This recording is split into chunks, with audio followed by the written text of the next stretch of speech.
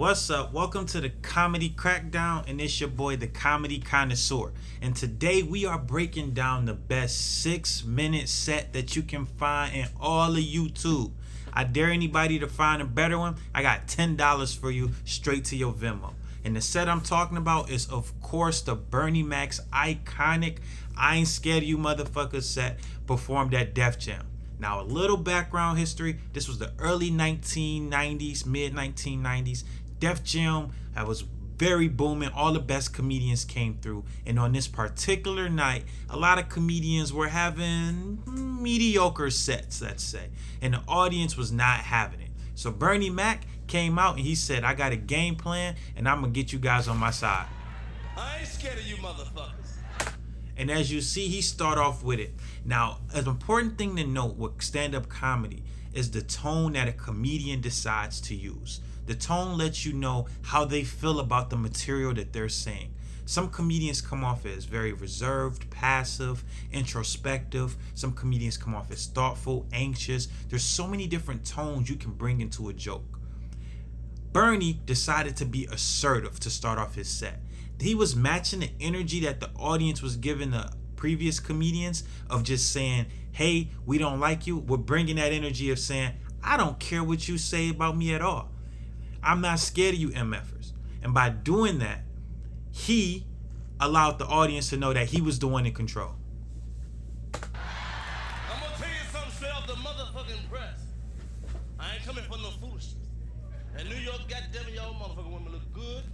Y'all like a bacon and egg sandwich look good. Our very first joke, women like a bacon and egg sandwich, y'all look good. So Bernie Mac is doing something that most professional comedians know, and that's get the women on your side. Because women, no matter if it's at a nightclub or whether at a stand-up comedy club, if the women are happy, the men will follow suit. Because at any given time, a woman can tap her man on the shoulder and say, I want to leave, and they leaving. If a guy is like, I want to leave, and the woman's having a good time, they gonna end up staying. So Bernie is doing the right thing by saying, hey, I know this audience has been a little hostile. Let me just try to get the women on my side before I continue with my set. But I love sex. I love it. Can't do shit no more. And I'm blessed. Now notice how he doesn't over-exaggerate looking at his crotch area. He's saying he's blessed, and they're like, oh, what are you talking about? And he rubs his crotch area, but he doesn't make eye contact because he's like, I know you know what I'm thinking about. And I know you guys are looking at my crotch area, but I'm not going to bring any extra attention to it. And it makes it that much more genius and awkward because it's like, I know you guys are looking down here, and this is exactly what I was talking about. I'm big boned. I'm heavy structure. I'm hung low. If I pull my shit out, this whole room get dark. A lot of times it's a rule of 3 in comedy where you give 3 examples, but when you're funny and you got multiple examples, we don't care about the rules. A lot of comedians will say 2 ones, that's kind of throwaways, and the third one is funny. Bernie Mac just gave us 5 funny examples in a row. Kick it!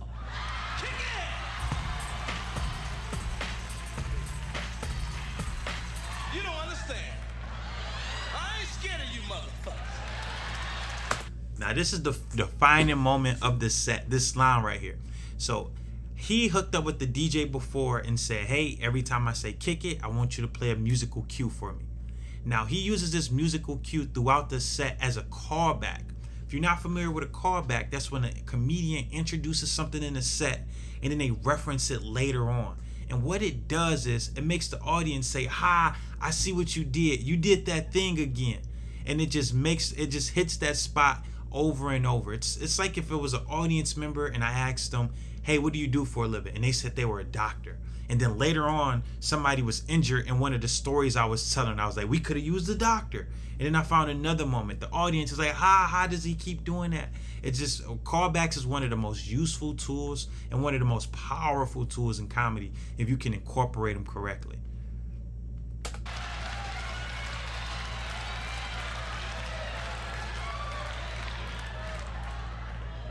I love sex, man. I love it by the pound.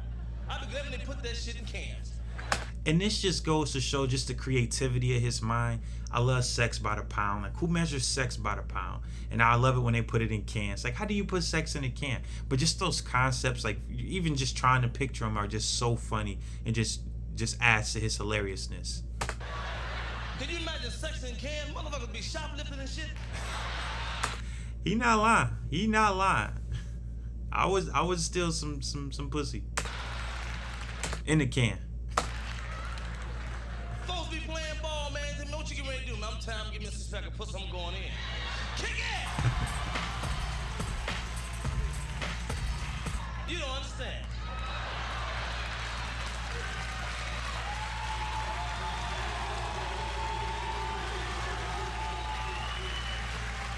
I ain't scared of you motherfuckers.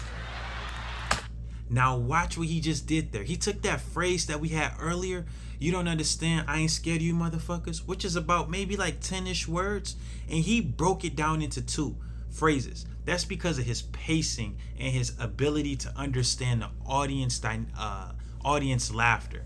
So Bernie Mac likes to get his laughs up to the crescendo and then let them come down a little bit before he hits you with the next laugh.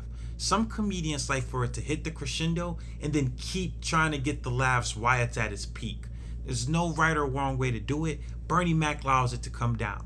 So you see when he says you don't understand and he sees the audience already reacting so hard to this phrase that he doesn't immediately follow up with, I ain't scared of you motherfuckers. He lets the audience react to that part of the joke, lets it the laughter starts to come down, and then he introduces the second part of the phrase, I ain't scared of you motherfuckers. And what this does is elongates the laughs that he gets from this joke. Instead of just sandwiching those words on top of each other, he spread them out. And this is an on-the-fly decision. This is the first time, to our knowledge, that he's ever even used these words, because this was in a unique environment. And the first time he said it during his set, he put them together. But right here on the fly, he noticed that he could actually separate it and get even more laughter from it. We'll rewatch it.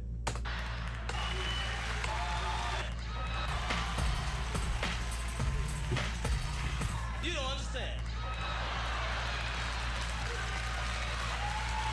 See? And by just sitting here and pausing, the laughter gets louder and louder. He realized that he didn't have to say the second part right away. He sits in these laughs and it goes big. And watch as the laughs start to come down. You hear it? It's coming down. Second part. Women just do anything till you talk to any kind of way you want to talk to somebody. It don't make no motherfucking sense. I'm at a bar minding my business, cooling out, just being cool, like I am, chilling. Woman gonna come to me, she just asked me the goddamn thing she wanna do. She said, Mac. I said, yeah, that's my name. She said, can I ask you a question? I said, yeah. She says, does pussy taste like pumpkin pie? Made me mad as hell. I said, don't ask me no damn question like that. I ain't never had no pumpkin pie. And this is just another great example of just great joke writing, great misdirection. He's leading us to think like, yeah, why would you ask a question like that? Why would you compare pumpkin pie to vagina? And he's like, no, that's not the problem actually. The problem is you think I eat pumpkin pie in the first place. And it's just another example of just his great joke writing.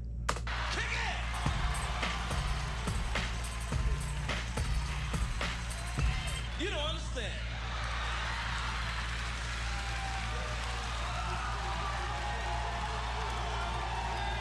And now he knows he doesn't have to put those 2 phrases together right back to back ever again because it worked last time. So now he knows he can just keep breaking it up and just get in a 15-second laugh break from just that callback phrase.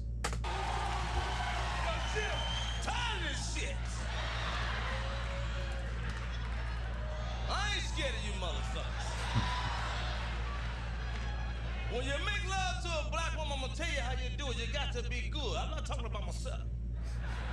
Cause you know a fucker ain't number 50 pumps. Count it if you ain't got nothing to do. It ain't number 5 minutes, but the foreplay make it seem longer. But you get a woman, black woman, man, I'm gonna tell you something. I don't care how meek that woman is, how soft-spoken she is. If you're giving her the dick. I think this is a good example of a joke that's like on paper, it's like It's okay. It's funny-ish. But he bringing it to life. Bernie Mac is a combination of power and speed. So he has, and if sports reference, power and speed just means that you have the whole package. Because normally you have to choose one. And comedy, what that means is the ability to be able to write a good joke, but then the ability to also be able to perform at a high level. A lot of comedians usually lean towards one side more than the other. Either they jokes aren't really that funny on paper, but when they perform them, they're the funniest thing in the world. Or some comedians' jokes, you can see the funniness on paper, and when they perform them, they don't do much extra to bring that joke to life. Bernie Mac, in my opinion, is a great example of having both of them. So the dick on paper is a funny concept for him to say that. But the way he emphasizes it, shakes his head, changes his voice, he looks away, he delivers it to make sure that it lives up to the reputation that it would have from its on paper funniness. And those combinations take the jokes to another levels. And that's why Bernie Mac, honestly, in his time period, just couldn't really be messed with by a lot of other comedians because he had both power and speed, which is hard to match. Whatever wrong with you, she gonna let you know. You can have a patch on your eye, your leg could be broke. If you get up there, she'll be like, woo! Okay, and we're about to enter the segment where Bernie starts to bring his jokes to life and give us better imagery of the jokes. So in stand-up comedy, you really don't have much props. It's usually just you and a microphone. Some comedians opt to bring on maybe another prop or two, but most comedians themselves and a microphone. And this is what Bernie Mac does. So in order to be able to paint this picture, he starts adding a lot of different elements for us to be able to get what he's trying to tell us. As you notice, as soon as he starts telling his joke, he starts to move his hips and to imitate the motion of having sex. And then you start to see him imitate a woman's voice. And throughout this joke, he's going to add on multiple layers and layers of elements to help the audience better be able to visualize the joke he's trying to portray. So the laughs are that much bigger because it's almost like they can see it because he's acting it out. Shit. You patch-eyed motherfucker. You broke leg son of a bitch. You know you in this motherfucker. Kick ass! You don't understand, goddammit.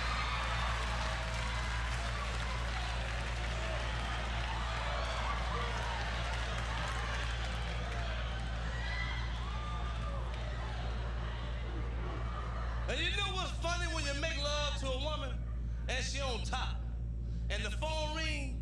That's some funny shit. When she on the phone ring, man, every time she's on the phone, we ring on. All right, so now he's going to add on, he's going to layer and layer a lot of these elements like we were talking before to be able to paint the picture of this joke. So watch all the different elements that he adds. Ring. First one, phone ringing. Second one, he's starting to move his body again, so he's imitating the sex motion. Ring. You get cool and shit. Ring. Baby, don't answer. Third one, he changed his voice. He said, you get cool. Now he's playing the voice of somebody who is being cool. We're only 5 seconds in, and he's already added 3 different elements, physical and audible elements, in order to help better paint the picture. Ring. I gotta answer. Ring. Now he has the woman. We're at 4. Ring. Baby, don't answer. Ring. It might be a job. Ring. And every time, you know, she pick up the phone, start fiddle-faddling with, you know.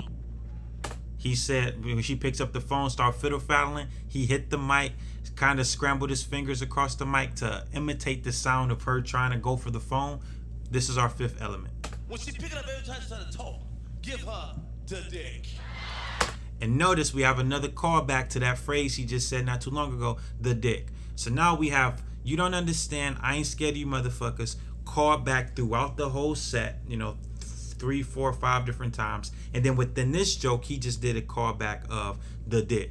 So he knows how strong callbacks can be, and he's incorporated 2 different ones within this set so far. She'll be like, hello. 6th element, a woman orgasm, which is a hard one to pull off, honestly. I wouldn't even know where to start by trying to like be vulnerable enough to imitate a woman orgasm. But he found a perfect way to do it.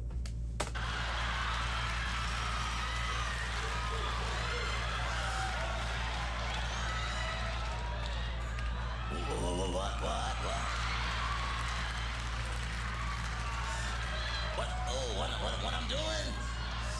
This is when you get what I'm doing? Oh, nothing.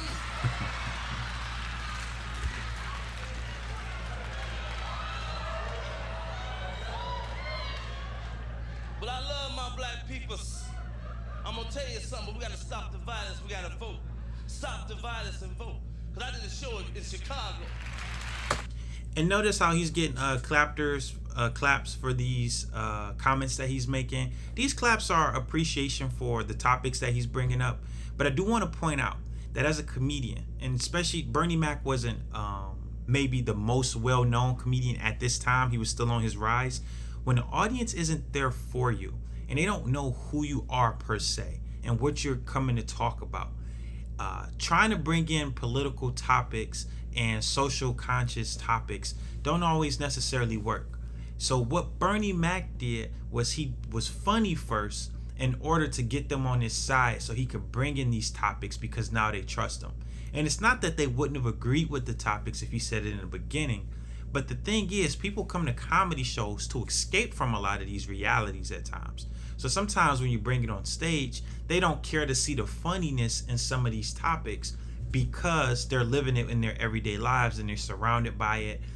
In the 90s, not necessarily social media, but on the news and the newspapers, they would see, the violent things that's going on. So when they're in a comedy show, they kind of want to forget about these things. So Bernie placed this joke 5 minutes into his set because he had already given them 5 minutes of laughter to build the trust that now when Bernie Mac says, hey, we have to do this, they agree with him and they trust that whatever he's going to take these topics, that it's going to be in a good place because everything he's shown them so far is that he understands them and understands how to make them laugh. I mean that. Stop this violence. I was in Chicago, I did a show for Cook County Jail.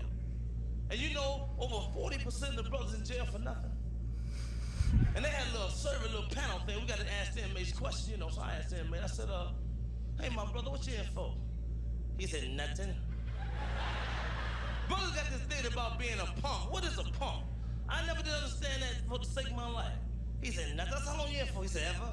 Now, it's a long time. You take the 4 off that motherfucker.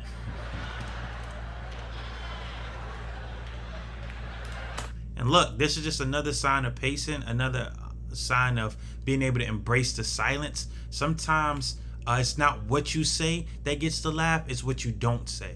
So him being able to deliver the punchline and then just wait in it, the audience kind of catches on and they say, ha ha ha, okay, yeah, that deserves a laugh. Whereas if he brushed past it, they might have never had that moment of realization.